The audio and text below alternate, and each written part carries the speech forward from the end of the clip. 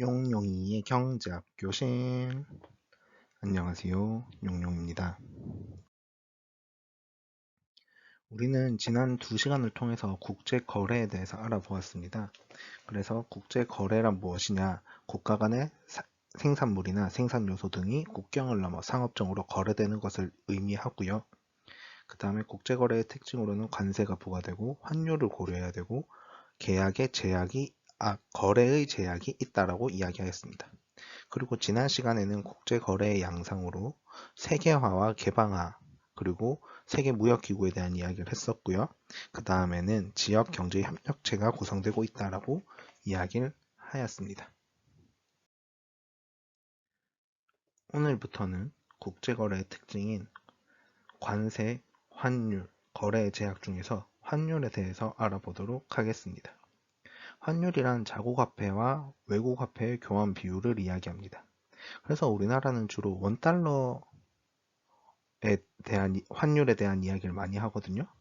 그래서 1달러를 사는데 우리나라 원화가 얼마나 많이 필요합니까? 라는 이야기를 하는 겁니다.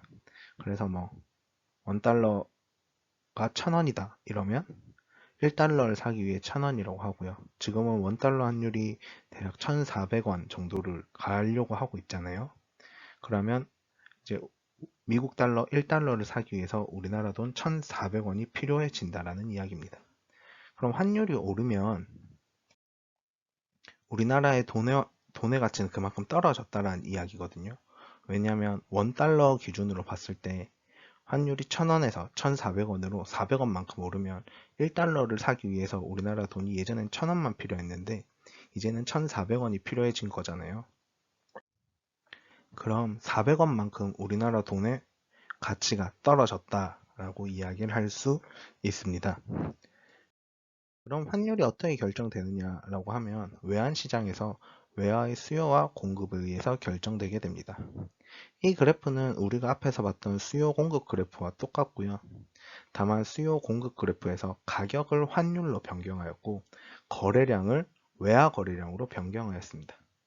이때 이제 수요 곡선이 우하향하고요. 공급 곡선이 우상향하는 상황에서 균형이 형성되고요. 균형에서 형성된 곳에서 균형 환율이 결정되고요. 균형 환율이 결정된 곳에서 균형 거래량이 결정되게 됩니다.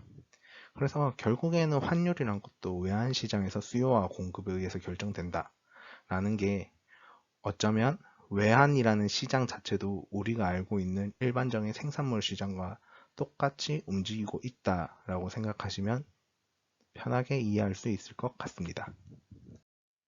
다만 조금 다른 점이 있는데 다른 점이 뭐냐면 공급자가 기업이 아니라는 사실이고요. 수요자가 가게가 아니라는 사실입니다. 물론 여기서 수요자는 가게가 될 수도 있고 공급자도 기업이 될 수도 있지만 그런 관점에서 보는 것이 아니라는 이야기입니다.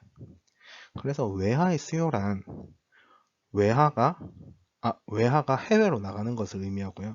그럼 우리나라에서 수입이 발생할 때 혹은 자국민이 해외여행을 할 때, 해외 투자를 할 때, 유학을 갈 때, 외채 상환시 등 발생하게 되는데 결국 우리나라에서 외국 달러, 우리나라 돈이 아닌 외국의 화폐가 필요한 시점을 우리는 외화의 수요라고 이야기합니다.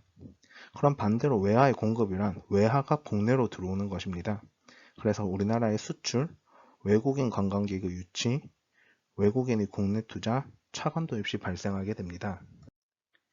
이 말인즉슨 외국에서 원화를 필요로 하는 경우고요. 외국에서 원화를 필요할 때 그들의 돈인 외화, 달러를 가지고 우리나라 돈을 사는 경우를 말합니다. 이때가 외화의 공급이 됩니다. 그래서 우리나라 사람들이 외화를 필요로 하는 시점은 외화의 수요, 그 다음 외국 사람들이 우리나라 돈을 필요로 하는 경우에는 외화의 공급이라고 이야기를 할 수 있습니다. 환율이 변동하는 것도 우리가 앞에서 봤던 상품의 가격이 변동하는 것과 똑같이 변화하게 됩니다.